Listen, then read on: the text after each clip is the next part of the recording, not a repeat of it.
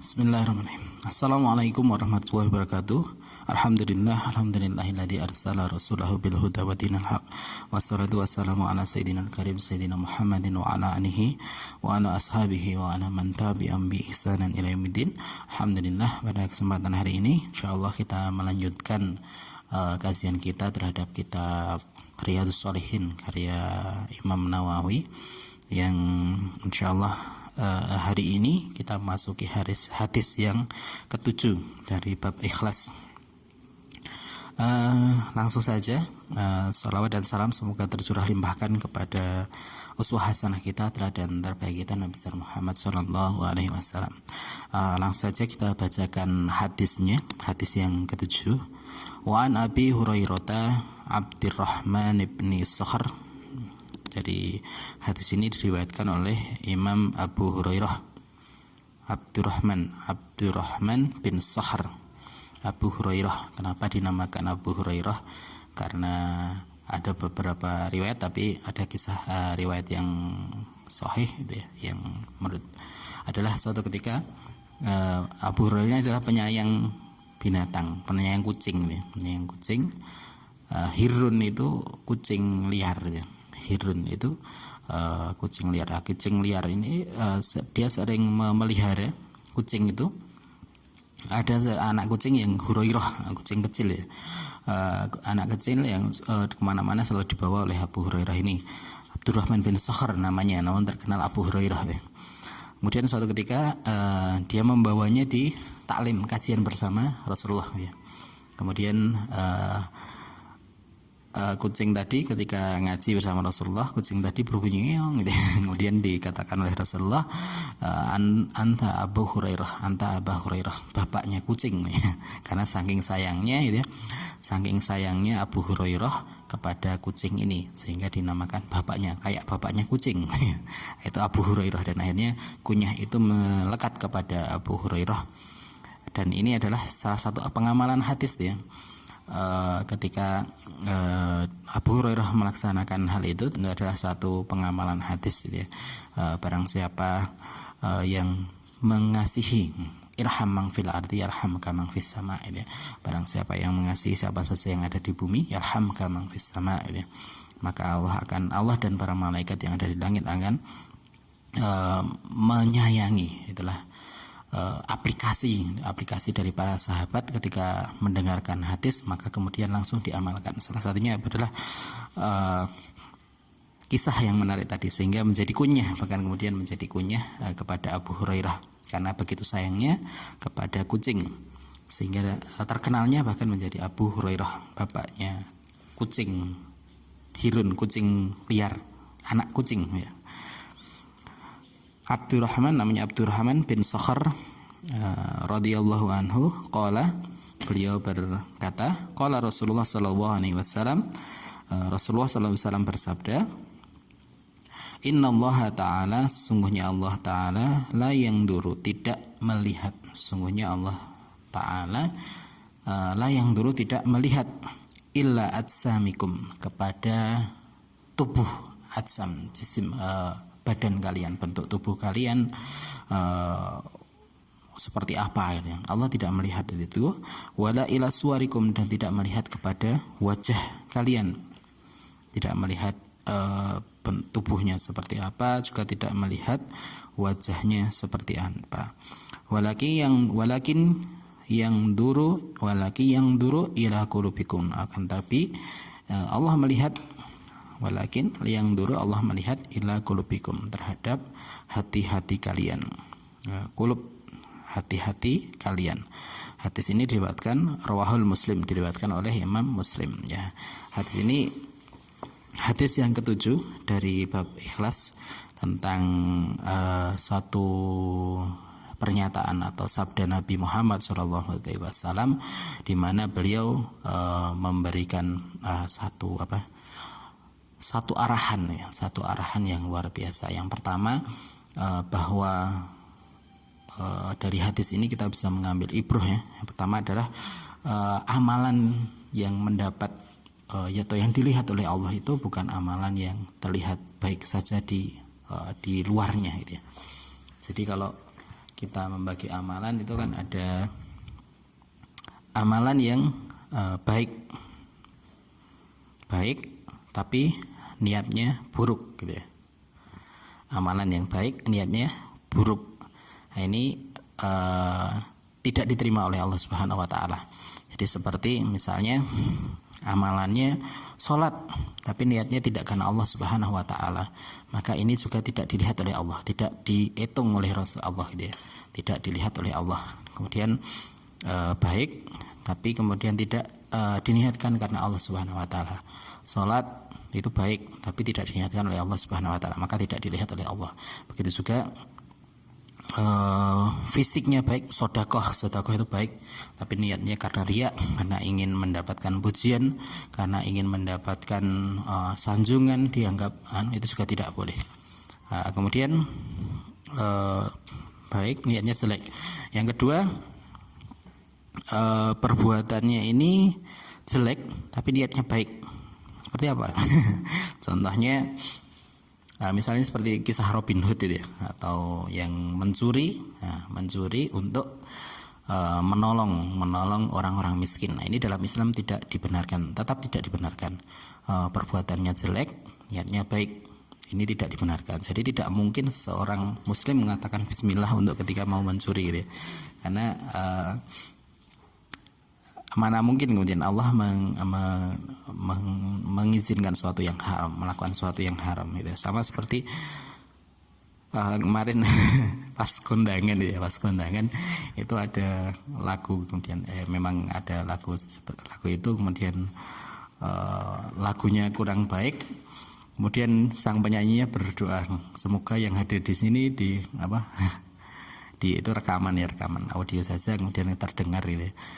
Semoga yang di sini didoakan. Ini juga lucu ya. Artinya bahwa sesuatu yang buruk dalam Islam, sesuatu yang baik itu tetap tidak diterima. Misalnya tadi mencuri untuk menolong orang, ini walaupun niatnya baik tapi ini sesuatu yang tidak boleh dilaksanakan ini, dan ini tidak diterima oleh Allah Subhanahu wa taala. Kemudian yang ketiga ya, yang pertama niatnya amalannya baik tapi niatnya tidak baik. Ini sering terjadi ya. Sedekah karena riya, sedekah bukan karena Allah Subhanahu wa taala, memperlakukan anak kita bukan karena Allah Subhanahu wa taala, karena ingin diperlakukan baik lagi oleh anak kita, maka ini juga tidak dilihat oleh Allah Subhanahu wa taala. Kemudian amalannya yang jelek tapi kemudian niatnya baik, ini juga tidak diterima dalam Islam itu ya. Mencuri untuk menolong orang ini juga tidak diterima. Korupsi untuk membangun panti asuhan ini juga tidak diterima. Ini yang diterima oleh Islam, bahwa suatu amalan itu yang baik gitu ya, yang baik dan niatnya juga baik ya. Amalan yang baik dan niatnya juga baik. Salat niatnya karena Allah Subhanahu wa taala. Salat karena niatnya baik karena Allah Subhanahu wa taala. Nah, dalam posisi seperti ini gitu ya, amalannya baik kemudian niatnya baik. Nah, maka yang dilihat oleh Allah adalah hatinya seorang mukmin. Allah tidak melihat bagaimana penampilan baju kita. Allah tidak melihat derajat kita, apakah kita budak atau apakah kita seorang yang miskin gitu ya. Tapi Allah akan melihat tidak penampilan kita, apa kita menggunakan pakaian yang mahal atau mungkin pakaian yang tapi kemudian Allah akan melihat hati kita. Lalu apakah tidak boleh berpakaian baik? Ya, berpakaian baik di hal-hal yang disunahkan. Kadang Allah juga merintahkan kita untuk mensunahkan, untuk menampakkan nikmat yang Allah berikan kepada kita. Berpakaian baik dan niatnya. Nah, ini harus baik semua itu ya. Akan tapi ketika secara fisik dan secara wajahnya ini Allah tidak melihat ini, tapi yang lebih penting adalah kemudian hatinya.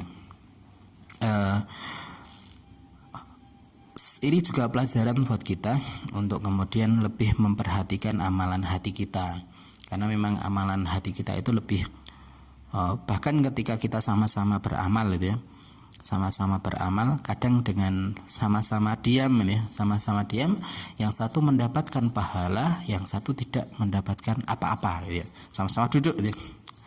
Yang satu misalnya duduk biar tidak melakukan maksiat gitu ya. Aku lebih baik diam daripada melakukan maksiat. Yang satu ya tinggal duduk aja gitu ya. Duduk aja gitu. Maka itu yang satu mendapatkan pahala karena niatnya, saya duduk karena timbang melakoni maksiat. Yang satu duduk aja gitu.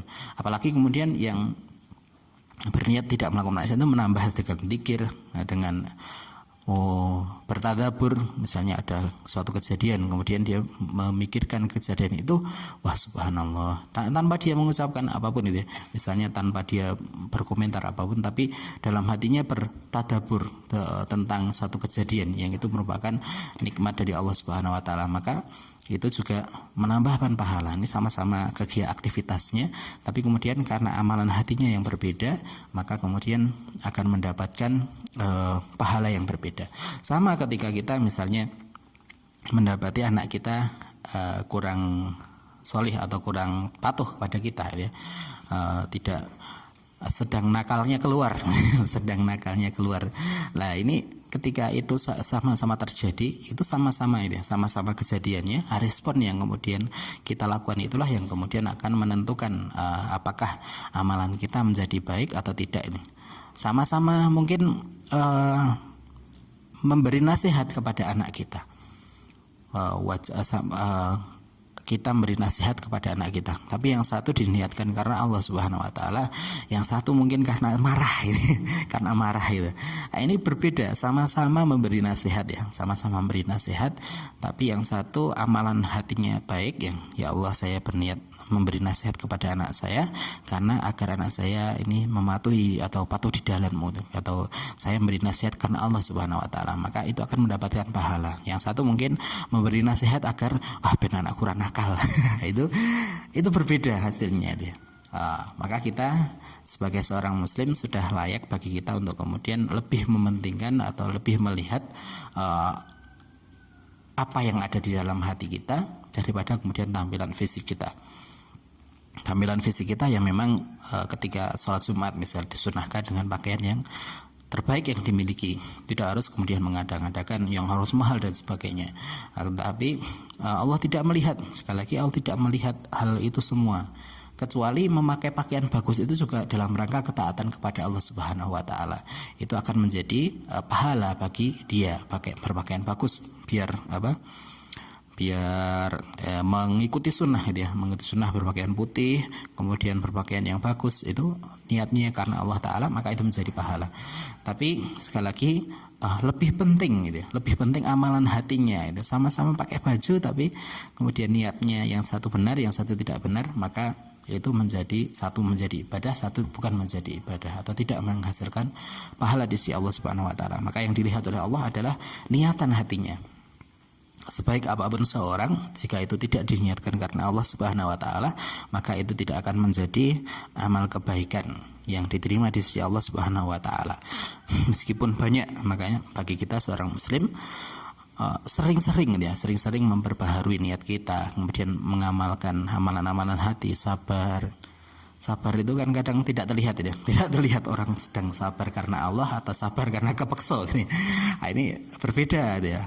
Padahal itu nanti hasilnya juga berbeda atau pahalanya juga berbeda. Syukur alhamdulillah. Kita sama-sama diamnya, sama-sama sedang diam, tapi kemudian hati kita, alhamdulillah, aku mendapatkan nikmat ini. Alhamdulillah, anakku soleh. Alhamdulillah, ini itu adalah kesyukuran. Kadang mungkin tidak terlihat oleh orang, ya, tapi itu adalah pahala amalan soleh yang kemudian berpahala. Maka kemudian di sini dikatakan, innallaha la yanzuru ila ajsamikum, badan kalian, wala ila suwarikum, tidak di wajah kalian, tapi walakinallahi yanzuru ila qulubikum. Kemudian yang hikmah berikutnya adalah memperbaiki hati ini menjadi satu hal yang kemudian sangat penting bagi kita untuk selalu memperbaiki niat kita, memperbaiki amalan-amalan hati kita. Karena ini tadi sangat berpengaruh itu, sangat berpengaruh. Sama-sama melakukan satu aktivitas, yang satu hatinya benar, maka kemudian akan mendapatkan pahala kan Allah Subhanahu wa taala. Yang satu tidak benar hatinya, maka akan mendapatkan tidak mendapatkan pahala. Maka wajib bagi kita untuk kemudian di setiap aktivitas kita untuk selalu memperbaiki niat kita, ikhlas kita gitu ya.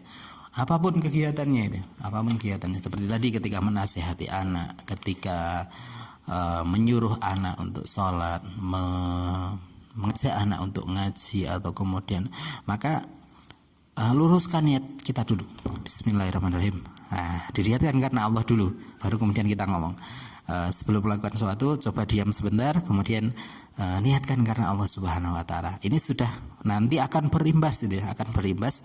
Satu yang paling dekat adalah amalannya diterima atau tidak diterima. Nah, nanti kalau amalannya diterima gitu ya, niatnya karena Allah dan amalannya benar gitu ya, amalan benar menurut Allah, maka diterima. Nah, maka ketika amal itu diterima, maka akan ada barokah atau keberkahan atau kebaikan-kebaikan lain yang muncul gitu. Begitu juga ketika kita menuntut ilmu. Kalau niatnya sudah tidak benar ini, maka kemudian misalnya terpaksa itu menghadiri kajian karena memang mungkin teman-temannya ikut kemudian ikut, maka ini kemudian juga tidak mendapatkan pahala itu. Maka kemudian niatkan pahala ketika ngaji ya bismillah karena Allah Subhanahu wa taala. Dan ketika niatnya sudah ikhlas gitu ya, maka insyaallah akan berkah ngajinya ini. Kalau datang ngaji itu sudah tidak ikhlas kan, di pengajian tuh anaknya malah ngobrol sendiri dengan temannya, atau kemudian malah wah kok rambung-rambung ya atau banyak hal yang kemudian terjadi. Tapi kalau sudah niatnya ikhlas, bismillah saya thalabul ilmi, maka dia akan jenak itu atau duduknya dengan tenang mengikuti kajian, kemudian tenang ketika dia mengikuti ilmu. Maka kemudian ketika itu ikhlas, kemudian akan ada barokah. Nah, barokahnya nanti dari ilmu tadi akan muncul amal soleh. Nah, itu kita kemarin sudah membahas tentang barokah ya. Barokah itu adalah ziyadatul khair, bertambahnya kebaikan. Maka sesuatu yang dilakukan dengan ikhlas maka akan menjadi berkah, dan Allah akan melihat yang paling utama adalah pada sisi qalbu kita, sisi hati kita. Sekali lagi, kadang sama amalnya gitu ya, sama amalnya amal baik, tapi yang satu diterima oleh Allah Subhanahu wa taala, yang satu tidak diterima. Ini karena amalan qalbu kita. Begitu juga satu keadaan menimpa seseorang, entah itu takdir Allah, baik itu takdir yang baik atau takdir yang buruk, ini juga agak bisa yang satu bernilai ibadah, yang satu tidak bernilai ibadah, atau bahkan yang satu malah menjadi maksiat. Sama misalnya hujan ini sedang mulai musim hujan, tiba-tiba terjadi hujan. Yang satu berdoa Allahumma sayyiban nafi'an, ya Allah. Doa kita itu kan yang diajari Rasulullah itu kan juga Rasulullah seakan-akan mengajari hati kita, Allahumma sayyiban nafi'an, ya Allah semoga hujan ini bermanfaat. Sehingga ketika kita menghayati doa tadi, kita mohon agar hujan ini menjadi bermanfaat, sehingga dia ridho dengan takdir Allah Subhanahu wa taala. Hujan rapopo ngenduk sedilo gitu, atau mungkin enggak apa-apa pakai mantel gitu karena hujan gitu. Nah, ini ridho, ikhlas, alhamdulillah petani bisa mendapatkan air dan sebagainya. Hal seperti ini amalan hati bisa menghasilkan pahala. Namun orang lain mungkin berbeda, ketika mendapatkan hujan, walah malah hujan nih. Nah, ada juga yang seperti itu ya. Atau bahkan wah pemeane rung garing gitu. Malah udan saiki gitu. Tidak ikhlas, tidak ridho, atau bahkan sampai mencela hujan. Nah, ini tidak boleh ya, dilarang oleh Rasulullah mencela hujan. Ini amalan-amalan hati yang kadang aktivitas fisiknya gitu ya, sama aktivitas fisiknya, tapi bisa jadi ibadah atau bisa jadi tidak. Kemudian sama sesuatu menimpa seseorang, tapi yang satu bisa menjadi pahala atau bahkan tidak mendapatkan apapun, atau bahkan kemudian orang mendapatkan dosa. Ini adalah karena hati. Makanya sekali lagi Rasulullah mengingatkan dengan tegas ya, penampilan fisik itu bukan prioritas utama. Yang lebih menjadi prioritas utama adalah apa yang ada dalam hati kita. Nah, itu kemudian yang bisa kita ambil mungkin ya, ibrah dari hadis yang nomor 7. Wallahu a'lam bishawab. Jika ada kebenaran datangnya dari Allah Subhanahu wa taala, dan jika ada kesalahan datangnya dari kebodohan saya dan dari setan.